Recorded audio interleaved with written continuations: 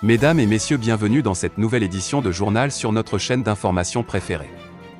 L'information nous suit partout dans le monde, alors si vous êtes nouveau, abonnez-vous et activez aussi votre cloche de notification pour ne plus rien manquer.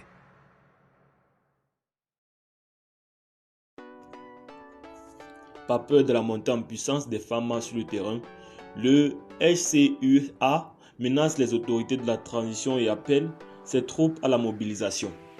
Si les ex-rebelles du Nord ont toujours prouvé qu'ils sont des maîtres chanteurs dans notre pays, le temps des chantages à l'endroit des plus hautes autorités est révolu.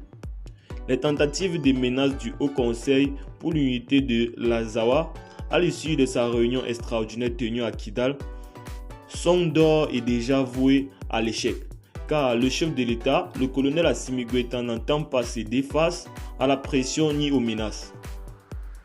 Les autorités en charge de la transition accordent une importance particulière à la sécurité sur l'ensemble du territoire national.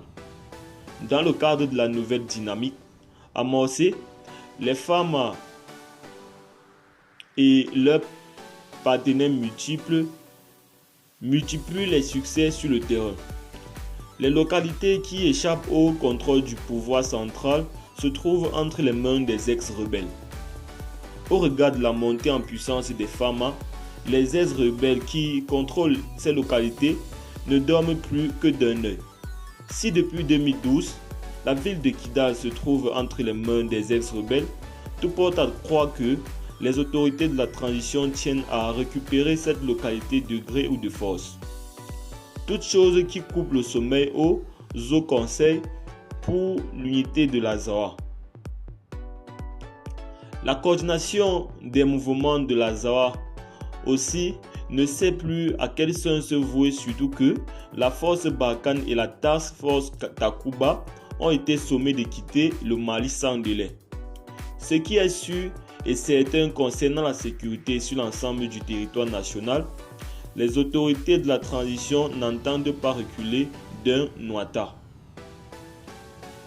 C'est ainsi qu'au regard de la situation qui prévaut actuellement, le bureau exécutif du HCUA a tenu une réunion extraordinaire le 27 février 2022 à Kidal. Cette réunion a été suivie d'une déclaration publiée le 28 février 2022. Ce document porte la signature du porte-parole de cette organisation, Aloum Hadj Mohamed. Eh bien les amis, c'était tout pour cette petite note d'information. N'oubliez pas de nous laisser vos impressions en commentaire et on se dit à très bientôt pour de nouvelles actualités.